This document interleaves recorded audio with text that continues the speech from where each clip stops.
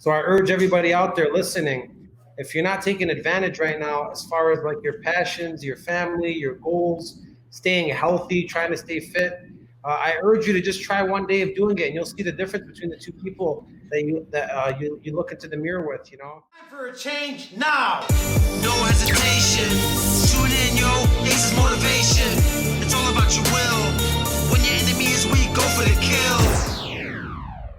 What's up, Ace? How you doing, man? Hey, I'm doing awesome, man. So we're here for ShotCast episode 19, and as you can see, we're adapting. We're not in the studio today together. We're actually both in our homes doing this technology style, adapting to this coronavirus outside and staying home like they've asked of us, Shelter in place, baby. Yes, sir. And today we're here on the ShotCast to talk about glass half full, and specifically what's going on right now. We're going to talk about actions to take while you're at home during this coronavirus epidemic. So I know I haven't seen you in a while, Lang. We've been kind of, mellowing out, getting used to this change, and we just discovered that we could do this thing online, and we're capitalizing on this opportunity. How have things been going for you? Well, listen, man, it's been an adjustment. There's no doubt about it. Kind of a novelty at first, kind of something new. Get excited. Maybe get to the snooze button a couple more times, but yeah, man. After a while, I don't care who you are, the walls get to closing in a little bit for sure. And we've been trying to adhere to the shelter in place, and I don't know what's going on out there, so I'm not trying to go find out. Did my shopping early, so we got a bunch of stuff in the freezer and ready to go, and just trying to take it day by day and make sure we don't get too wrapped up in work, because it's right here in front of you, so you can spend a lot of time on it. So still learning, man. It's still kind of a new thing, but been good and some bad. Yeah, I think it's a new thing for everybody. I've had a weird experience with it. At first glance, I didn't really know how to accept it. So I kind of took the negative end of things, and I wasn't really focused or driven during the first couple of days. I'd say the first 4 to 5 days. I would go to work in the morning, would finish work late. So I'm doing good at work, finishing late. And then after I finish, I just eat, watch some TV, sleep, and do that again. And I did that for about 5-6 days straight. And then again, we talked about it before. I got in a little slump, and I reached out to you and we talked a little. And that's when I said, you know what? I got that out of my system. I feel like I can't do that any longer. What do I do now? And that's when I started trying to take advantage of the opportunity, take advantage of these minutes in a day. I said, why don't I just plan my day the same exact way I used to plan it before? What's the difference? I'm not driving to work. I don't got to walk to get lunch. I'm saving a lot of time. I don't got a bad environment. We talked about the last ShotCast about your environment, and, things that make you go extinct. All those things are gone. The friends are gone. The environment's gone. The bad decisions are gone. All you have is yourself, and you control your own environment in your home. So I said, you know what? Why not take this opportunity? Of course, God bless everybody out there that's been affected, and hopefully this thing goes away, God willing. I talked to my cousin who's a doctor, and he said hopefully it should be away by June. It can't spread much in the summer. So hopefully everyone's staying home and staying safe. But I said, why not find a little bit of good about this? If you go to social media and what everybody's doing, there's jokes and memes, and then everything else is negative, And I said, I'm done looking at social media and stories and deaths, and let me just focus on myself, stay home, and let me see how I can make the situation the best. So when I walk out of it, I say that I don't regret being, going through this situation. So I've kind of been living in that era right now where I flip sides, and now I'm going back to the miracle morning, back to doing my rituals. As you see, we're here back on the ShotCast, and I'm trying to get the regular life back together and just take advantage of the extra hours that I'm saving now. It's good, man. Yeah, listen, thoughts and prayers out to everybody that is being affected by this. I guess we're all affected in some way, but I know that there's some people that have lost their lives and are sick right now. And so thoughts and prayers out to everybody that's maybe being hit a little harder than we are right now. But yeah, like you just said, we're going through it. And so we can watch CNN and add to the death toll that it has and the clicker there and be a part of that. Or maybe that there's some other opportunities for us during this time that we are in our homes. 100%. And I'll tell you, man, the difference between the man I was when I was in my slump the first couple of days to the first day of doing the miracle morning, When I say miracle morning, I mean waking up early, working out, meditating, reading, taking a cold shower, focusing on my passions, working. When I finish work, working a little on this Acez Motivation YouTube channel, and then eating a healthy dinner and sleeping a little early. It's two different people, man, and I'm telling you, it's crazy to change. The first person was miserable, and the second person is back to the old Ace and the one that I want to be, the best version of myself. So I urge everybody out there listening, if you're not taking advantage right now as far as like your passions, your family, your goals, staying healthy, trying to stay fit, I urge you to just try one day of doing it, and you'll see the difference between the two people that you look into the mirror with, you know. And the person that I want to be is the person that executes right now and takes advantage. I feel much better now. I'm going 6 days strong. I got a list I'm checking off. I'm trying to hit 21 days straight of eating healthy, hitting the miracle morning, and focusing on my passions. Those 3 notches, if I could do that for 21 days, I want to come out of this thing when it's time to go outside, and I want to be transformed into a way better human than I was before. And that's how I look at it. I actually had a dream that I was in a prison in my garage here. And it was a first-class prison. And I woke up and I said, you know what? This is a first-class prison that I'm in.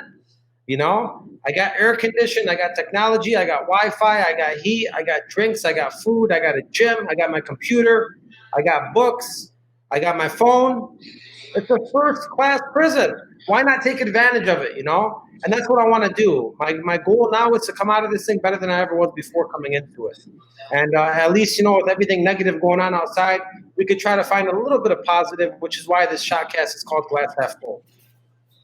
Yeah, man, listen, I think it's important. It's healthy. I think we're all going to go through an adjustment period. And I don't know if day one we're going to hit the ground running like anything else that we do that's a big change like this. But listen, I firmly believe that you're going to look back 50 years from now, 30 years from now, and the world will have changed because of this. Obviously, there's going to be some devastation from it that we'll always remember, and the people that we lost. But I also believe that the world is going to change. Somebody is cooking up the next Instagram right now, like in their house or in their garage, and they're coding and they're doing all these things because guess what? They don't have anything else to do. There's no work to go to for a lot of folks. And there's a lot of smart people out there that know what's going on. And so it's being cooked up right now. Or maybe it's, I don't know, this is the next baby boom generation because everybody's in the house and that's what people are going to say. Yeah, I was born in 2020 with the virus, and it's going to be a thing. And maybe we do have a population surge that happens right here. I don't know what exactly is going to happen, but something is going to change. And there's no reason that it can't be one of us, me, you, somebody that we know, somebody around here that has the time, has the tools, like you said. All it's going to take is some hard work and some focus. And who knows? And you don't have to be the next Mark Zuckerberg, but maybe you can learn something that, like you said, puts you in a better spot coming out of here in June, hopefully, when this thing is done for a bit. Yeah, I mean, we all have things that we've always wanted to do, and we say there's never enough time for them. I hope this experience, for me, it's humbled me and it's made me appreciate time, you know? Appreciate time with your loved ones, you know? When this all ends, I'm going to spend a lot more time with my family. My wife is spending time with her every single day. And it's a humbling experience to just value time and value people around you. And now you really get to feel that experience and what it means now that we're locked up at home and we really can't, value those things. FaceTiming my parents, WhatsApping with family members. You can't really see anybody, so it's a big difference now. So that's one thing that I value now a lot more is, time with individuals, physically with individuals. But for everybody out there listening, I mean, I know everyone has hobbies or passions that maybe you never got to, or maybe you got to them and you never really, pursued them the way you wanted to. For me and Lang, I mean, this is it, We should be doing a lot more of this. We should be doing a lot more things online. This is the time to capitalize for that. If you're somebody out there that's always wanted to paint and you never picked up the paintbrush, why not pick up the paintbrush now? If you're somebody out there that's not too good with, the internet and computer, why not get good at it now? So I think now's a good opportunity to think back to things that you've always wanted to do or things you want to get better at. Make a list and start knocking these things out one by one. Yeah, here's how I know how this works. I'm gonna go back in time, go back in history, and And I'm going to walk you through a couple of dates just in case we're not familiar with them. But between 1919 and 1933, the country went through prohibition. Okay, it was illegal to have a drink, make a drink, brew a drink, distribute a drink. It was illegal to do that. Obviously, it still happened, but prohibition was there. Before 1919, when it started, depends on what publication you look at, but you're probably looking around 5,000 or so, 5,000 breweries that existed in the United States. Some big, some small, some names you might recognize, some not. So I got a question for you, Alex. Of the 5,000 breweries that entered into prohibition, by the time 14 years later happened, what is your guess at how many breweries were left when it was time to get moving again and it was legal? What is your guess? Out of the 1,400? No, out of the 5,000 breweries before it happened, how many were left when it was time to get going again? 500. So that's a good guess, but the guess that I've seen most is 31. So listen, you couldn't make it. It was tough, right? It was tough to be surviving that business anyway. All of a sudden now it's legal. Of course, you're going to have a lot of people go out of business. And the cool thing about this that I'm going to tell you is there was only a few companies that started, 31 that were going. And really there was like 5 or 6. You had a couple small ones, but there was like 5 or 6. And one of them saw they were close to the politicians. They paid attention. They knew it was about to be time to start making it, being able to be legal again. And so they purchased some land up in Utah, and they did some things to prepare themselves so that when it was legal, they hit the ground running. They also had a very pivotal part in their existence. And here's what it was. There was something that existed around everybody, and it wasn't brand new. It wasn't an invention, but it was around everywhere. Now, distributing beer was expensive. You had to put it on a train. You put it in glass bottles, which were expensive. By the time it was on that train, it got cross country. Half of the quarter of it would break, and so you lose a lot of the product. It just became a real expensive proposition to be able to do it. And so what the heck are you going to do? Somebody's going to have to take the lead and do something different and come out of this prohibition with some different ideas, some clean ideas, and separate themselves from everybody else that wanted to be in the marketplace. So one company did that. Now, again, I go back to this. This was not something that was invented. It was already here. It was the way that we got food to the soldiers that fought. In World War I and World War II, World War II didn't happen until after, but World War I, it was in the tin can. That's how we sent them food, because it wouldn't break, it would hold, and that's how we kept the soldiers fed. I can't imagine what was in some of that food at that time, but that's how we kept them fed. So guess what? There's this company called Budweiser. You might have heard of them. I'm not sure if you have. Doesn't matter if you're a beer drinker or not. They had an idea, and they decided they were going to take a leap at it.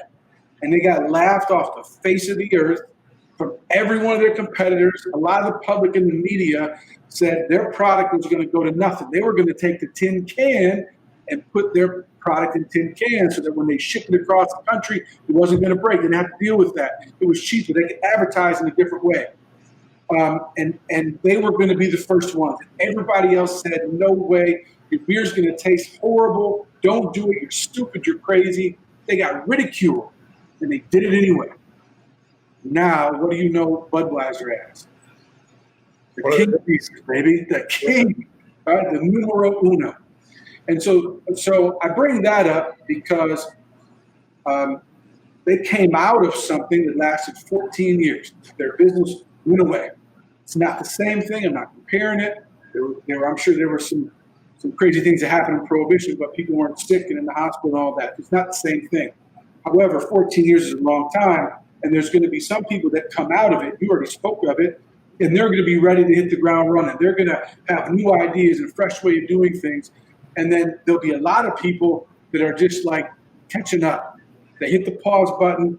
Somebody came by, hit the start button, and they hadn't been doing a whole lot. So when you have this time in front of you, definitely spend it with your family. Connect in a different way. Maybe this is where family values start again. Maybe this is where you figure out a way to set the electronics down and you really commit to it. Instead of just talking about it because you see the value of it. There's going to be some things that change because of this. And I don't think that it should be different for any of us.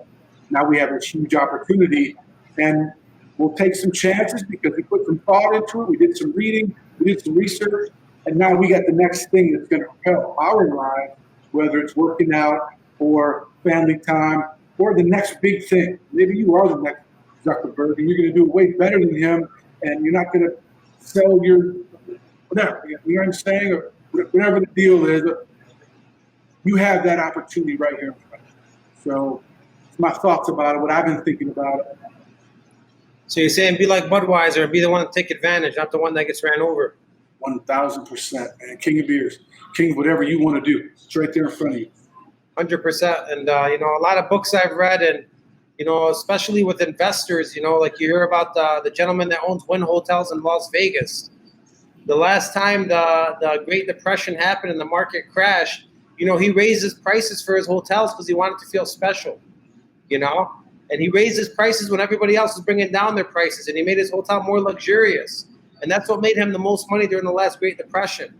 Other people that invest, the Warren Buffetts of our time, they talk about how in these times right now, when everything crashes, is a time to capitalize and be the person that's brave, and that pokes the bear during these times when everybody else is hiding.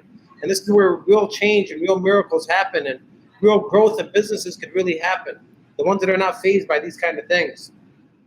Of course, regardless of what you do, whether you sit at home, do nothing, or you sit at home and capitalize, what's going on outside is going to happen outside. It's not something that we can control or change. So you might as well capitalize on the opportunity, and that's all that I'm trying to say here. There's no doubt, man. There's a lot of it. And capitalize, again, like it's not something that trying to capitalize on some virus, to capitalize on the time. You're going to be spending it one way or another. And it may, right now, you may not be able to do that. You might have to take care of a loved one right now or be the rock in the family that's going through some struggles. But if that hasn't fallen on you like that, there's amazing things to learn. There's untapped information at our fingertips. And it's all about what we do with it and how you choose to have this time better prepare you for what's next, as opposed to just doing the same thing that you always did. Perfect example, man, is this thing right here. Listen, I was driving to you every time we did a podcast. Now, in this time, we discovered this, you discovered it, and now I doubt I'm driving to you anymore, man. I love you, but I can't see it. And so this came out the studio when it's all done. What is it? I said, you're coming back to the studio when the shit's all done. This is it. It's my studio right here. Yeah. A perfect example of that is I was, scrolling through Instagram the other day and I see mass advertising for this at-home gym with a dumbbell set, the bench, and the strings that you pull, And it's everywhere. It's on Facebook. It's on Instagram. Talk about a better time to advertise an at-home gym. And then I go to work and, I talk to my team and 3 of my team members have bought it already. I'm like, how'd you guys hear of it? Like, we've seen it online. So that's like a company that's capitalizing right now. So I'm not saying capitalize on the virus. I'm saying the virus is going to happen whether you do anything or not. Yep. So try to find a little bit of light in it. Glass half full, not half empty. It's better than you sitting at home miserable and not doing anything. We talk a lot about purpose and goals. There's no better time to realign with your purpose and goals than right now. If you're sitting at home with your spouse, the first quarter is almost over. How are you doing on your 2020 goals? It's a good time to pull those things back out, review them, adjust them, edit them, see what you've accomplished and have not accomplished, and create your vision for 2020. When you talk about purpose, this is a time right now where I realign with my purpose of why I do everything in my life, because right now I'm scared for my parents. I'm scared for my family. I wish them the best health. I wish nothing happens to them. So right now is a time where I'm really close to my purpose again, and I'm really starting to realign with those things. So I challenge you at home to realign with your purpose. Go back and visit your 2020 goals. See why you're doing everything that you're doing, why you wake up every single day, and go through it and realign with it now. Yeah, I think it's great, Alex. I definitely agree, and I think it's endless, man. I think I can name off 20 things to get better at right now. And starting with those goals being one of them, they were important to us at one point in the year, whether it's because somebody asked you to put them down or you put them down. There's no reason that you can't grab them back out right now and see where you're at with it. It doesn't matter if it's not where you want to be. Okay, you got the perfect time right now to go get it, to find a way to move it inside of your day instead of keeping it on the fringe and on the outside. Yeah, and if I think about like in the past, anytime something bad has happened in my life where it's actually put me down and I went through a long phase of doing nothing, I always came out of that situation saying, damn, why didn't I realize earlier that I had to change? Why didn't I realize earlier that I had to do something? So in this experience that we're going through now, I'm just trying to finish it without saying, why didn't I? I should have, I would have, I could have. I'm just trying to do all that I could do right now and come out with no regrets. That's really what my mindset is right now. Now listen, if you're at home and you're comfortable and you're relaxing, you want to take the time to, value your time by relaxing at home, sitting on the couch, watching TV, spending time with your family at home, that's 100% fine. We're not coming at you in any way. I'm coming at the people that always wanted to do something, that want to be an entrepreneur, that want to pursue a passion, that want to get something done in their life, that want to create something. This is the time to do it. If it's not now, it's never. So you really have to look at this time and saying, if I really want to do something in my life, this is where I got to wake up and do it. Well said, man. You ready for some shots or what? I'm always ready for some shots, man. It ain't a prohibition in the garage, brother. We're still So listen, from a shot perspective, here's the one thing that I would tell you. I would love to be able to get on here next to young Ace and say, I've done all of this. I learned how to code. I learned the language. I've been a model citizen as this coronavirus has crept into our lives, but that's not the case. I've done some things. We're on here right now. There's definitely some glass half full, some positive things that I've been involved in. But I guess what I'm telling this group is don't worry about what you haven't done up to this point. It's going to be a minute. However, it's going to be a couple weeks or a couple months, whatever's going to happen. This is our reality for a minute.